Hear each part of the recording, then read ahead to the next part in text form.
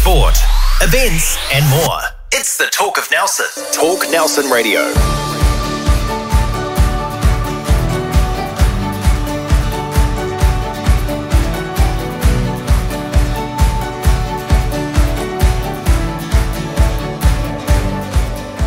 Welcome to episode 1 of the Your Home podcast, where we find out what is happening to the housing and building market in the top of the South region. I'm Chris Butler, and my co-hosts are Mark Rumsey, who is principal at Ray White Top of the South, and Adam Hills, general manager of Milestone Homes. Today's show, we're going to be talking about what's happening in the marketplace with real estate and building, the current challenges in both sectors, and also the latest trends, and much more.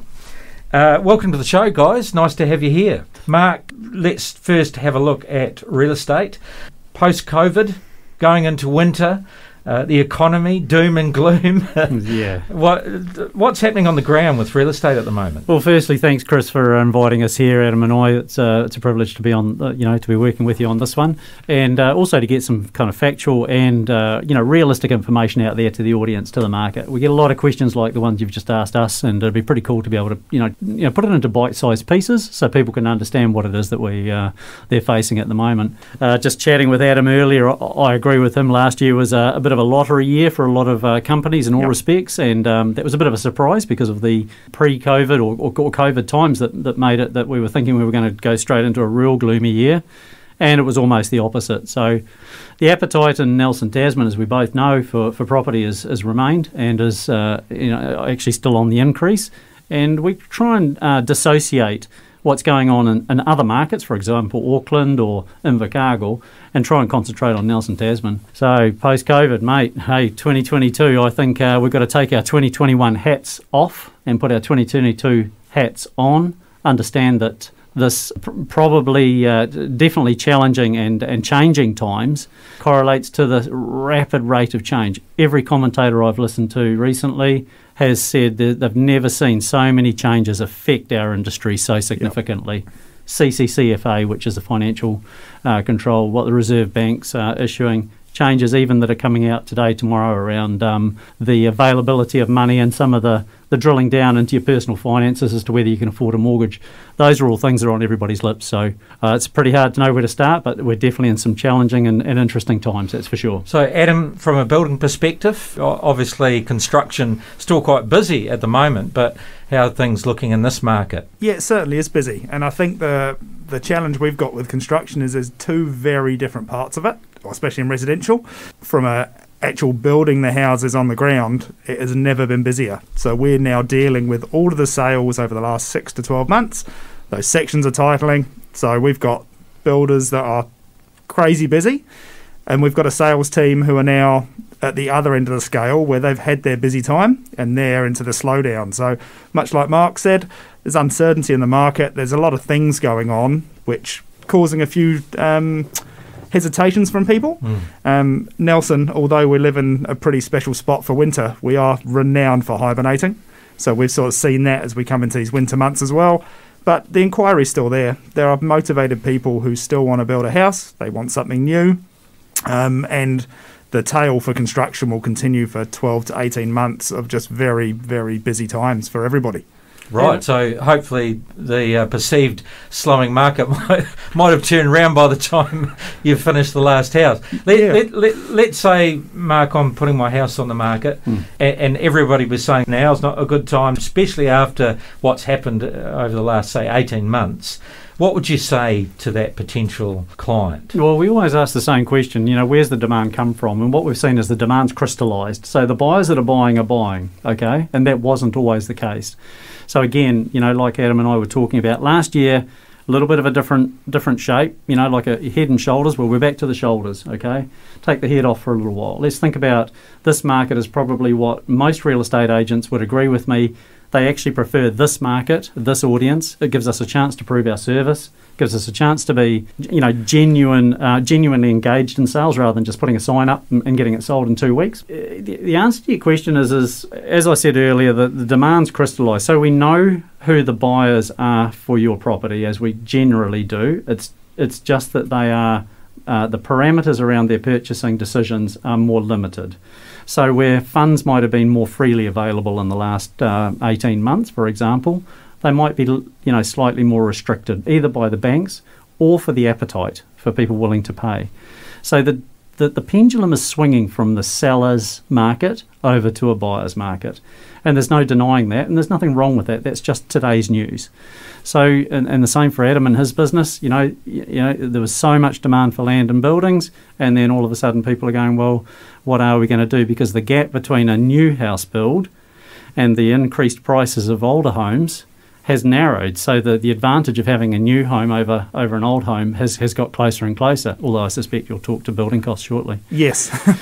If you're putting a house on the market, I'll finally answer your question, Chris, so that we can get to the nub of it. I would say that you can expect the days on the market to be slightly longer, not hugely longer, as long as the process is adhered to and managed and looked after.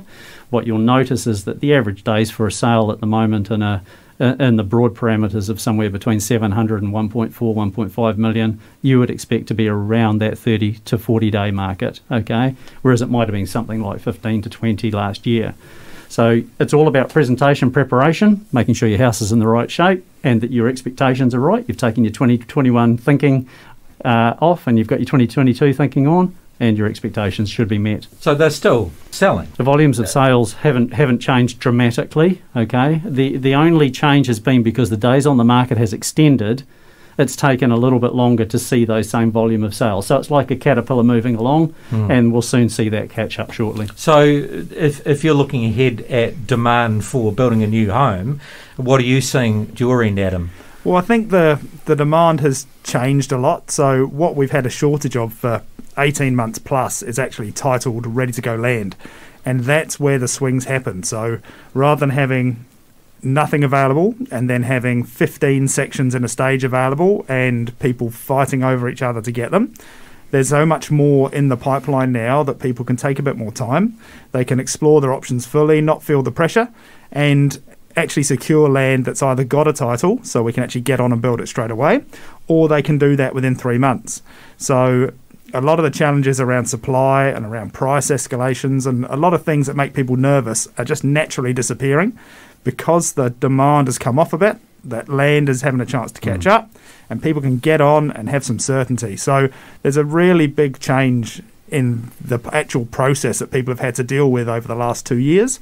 It's sort of gone back once again to the old days, the 2020s, where you could come in, you could find a piece of land, you could get on with your build within 3 or 4 months, and you could be in your home within 10. So that's a really big shift in the residential construction market at the moment. Okay, so let's put our crystal ball on, and we're going to get through the winter. I mean, the market has definitely slowed down. We're hearing that sales have slowed down overall in a lot of sectors. Obviously, there is the winter blues. There's also the finance scenario, but we've also had a couple of banks put their interest rates back. So it's almost like the market has recognised that it's starting to come to a halt, and then potentially, that's good for inflation, and we may see a bit of price competition now coming back into play. But what do we see when the sun comes out? What are we going to see in spring and summer? What are your thoughts on where the market might go leading into next year? The last couple of years we haven't seen that seasonality in sales, so we've seen market conditions kind of very consistent through the year. I suspect we will, and we are seeing the number of sales has reduced over this last sort of April, May and June. July is looking to actually be a probably pretty consistent month, and we'll be heading into August. We're in spring shortly, don't forget that. That's right. And so what we won't see is huge availability of money, I don't believe. I think the money supply will be limited either by inflation or world events or the robustness of the management through the Reserve Bank. So we will have to be sensible about where we spend it, and inflation is controlling some of our thinking around that. It's also controlling how we think about what we will pay for house prices. But if you're selling your house today, all right, and then you're buying a house in 3 weeks' time, there's every chance that whatever market forces are at play with the price that you're going to receive will also play for the price you're going to pay for the house you're going to buy. So again, we're all in the same market. We had a little bit of monopoly money last year. We all had maybe $100,000 extra on top of what we thought our houses were worth, 50 to 100, depending where your house lies. We might not see that, but it won't matter, because if you're buying again, then you are going to enjoy a similar increased or decreased house if you're trying to put money away or put it back into a house again. Sure. Adam, you know, building supply, has been difficult, but leading into summer and into next year, are those things improving? Yeah, we won't talk about the three-letter acronym that is on everyone's lips. I think everybody, including myself, know more about plasterboard than we've ever known. And we can all stop talking about it now. Like, the supply chain's stretched. That's just what's happened in the construction sector. There's going to be two very clear sets of people in this market. There's going to be the people who've got some national support, and there's going to be the ones that don't. Now, we're very fortunate that we don't have a plasterboard issue. So we've got, over the 2 months, a dozen houses worth of plasterboard turned up. So that supply chain's not an issue. Coming back to what Mark said earlier in the program, we don't always want to talk about what's happening nationally, because that's not necessarily relevant to what we're seeing here in Nelson, Tasman. The big change that we're seeing, and we will continue to see, I think, as we head into the spring and the summer, is people just want some certainty. So if we can give them certainty with land that's nearly titled, that's great. If you can give them certainty with price, now everyone's nervous on price escalations. The biggest challenge for us, you can go to Mark, you can go and look at a property that he's selling, and he'll tell you exactly what it will cost. Now, you make an offer, but you know what it's going to cost. The challenge that people have had with building is they've just not known. Everyone's heard a horror story, everyone's got worried. So it's just going to be the way people operate is going to be slightly different. Fixed pricing is going to be a huge factor moving forward. So that's something that we're involved in and that we do. But that is going to be something that more and more people are looking for. The banks want it, because then the banks have certainty that when they lend you the money that you can afford to borrow, that will actually cover the projects, because that's the big concern, is you get to the end and you cannot afford it. So that's going to be a big, big shift. And once again, it's going back to how things were 2018 to 2020. And it's nothing to be worried about. And it's actually going to play quite well for a number of people, because they having to take a bit less risk, they can have a bit more surety, which makes everyone feel a bit more comfortable. So if we're looking at trends over the next 2 or 3 years to 5 years, Mark, in the real estate market, what are some of the trends that you're seeing? I mean, is it much the same, or are there differences in the way, what type of housing they're looking for, that kind of thing? Well, we can guarantee we'll be another 3 to 5 years older as long as we make it. That'll be the first thing. Second thing would be that there is a demand towards healthier types of homes. Right. So that's the style of home that we're used to from kind of 2002 onwards, which has been decreed by, insulation, certainly moisture control, that type of thing, double glazing, etc. So the trends that we're seeing from the buyers who come from an existing home are to upgrade into something that is certainly going to be giving them a healthier lifestyle. That's what there's a clear trend to that. There is also the modification of older homes to bring them up to those standards. If I were to look 3 to 5 years ahead in terms of pricing and value, we believe that there will be a consistency that we have seen over the last 35 years, and that is that there is year-on-year incremental capital growth associated with your home. We don't see that diminishing, and partly because the demand is so high for our Tasman Nelson region, full stop. Yep. Adam, I'm sure Adam would agree with me on that. The phone keeps ringing from people both inside our lovely region and also from outside, from Australia, from the States, from America, from the UK. And so therefore it's such an attractive place to live, I can't see that the supply can keep up with the demand. I really can't. Well, that's good news. So, Adam, from a building perspective, what are some of the trends that you're seeing in building? That, it sounds from Mark like I've got a lot of houses to build. We've got to try and catch up with demand. That's maybe a good thing. Yeah, it is. Much the same. The buyers are buyers. So we're seeing the same things, that drive towards energy efficiency, the drive towards warmth and comfort. People are willing to spend money now on the things that people don't see. So if I go back 5 years, you would see people and they'd skimp and save on the things that no one sees because they want the big TV or they want the flash kitchen benchtop. People have become a bit more aware and see the value in the things behind the walls now. So they're asking the questions. They actually want higher performing, cheaper to run, lower to maintain homes. And that, I don't see that trend changing anytime soon. We're living in a very environmentally conscious world. So why wouldn't you want to do your bit when you've got the opportunity to? So you can embed all these good things in your home to make it more cost efficient, easier on the environment. And people are asking the questions and they want to do that. So we see that continuing. We also see the first home buyer market growing for residential construction. A lot of people are used to living in mum and dad's 220 square metre home that's warm and all the nice things in it, and they want it. And we live in a generation now, so they want it now. They don't want to live in 3 or 4 older homes and move to it.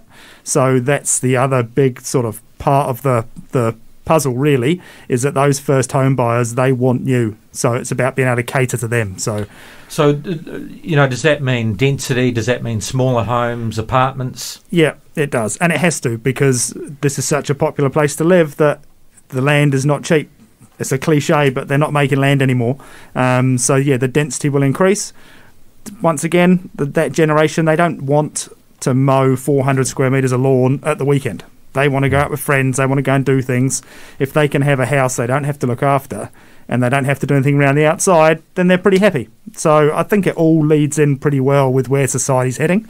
And as we see around Christchurch and Wellington and Auckland, people are used to this kind of living. It's new for Nelson, but it's not new in other parts of the country. So, yeah, it's the norm, and it will become the norm here. Okay, now's your chance. Anything in particular you want to plug? With anything coming up? You know, we've got I think a pretty fantastic environment that we live in. We're very, very fortunate. We're just grateful to be enjoying business as it stands, and we know that it's going to get better and better. We're fortunate at Ray White. We've got a great team that look after our vendors and our sellers really well, and I'm certain that'll be borne out in the service that you see when you talk to us. Great. Adam, anything in particular you want to push? I could have my whole podcast for this, Chris. For us, much the same as Mark, it's all about the team. Yeah. We've had a very established team for a large number of years and been doing it for a long time. We know we look after the clients well and we do a good job. The biggest thing that we're just now sort of putting out there to people is that fixed price aspect of things. Yeah. No extras, no cost increases, no surprises. If you need more mains cable, that's not your problem. If you need more earthworks, it's not your problem. We will take the noise out, and it's being really, really well received by the banks. So that's our big point of difference at the moment. Great, good stuff. All right, well, that's a wrap. Thanks very much. And my thanks to Mark Rumsey and Adam Hills for joining. It's been a pleasure, guys. And you can hear this podcast on talknelson.co.nz or on the Facebook page. And we'll speak to you again soon on Your Home. Thanks very much for listening. Cheers, awesome. Chris. Thanks, Chris.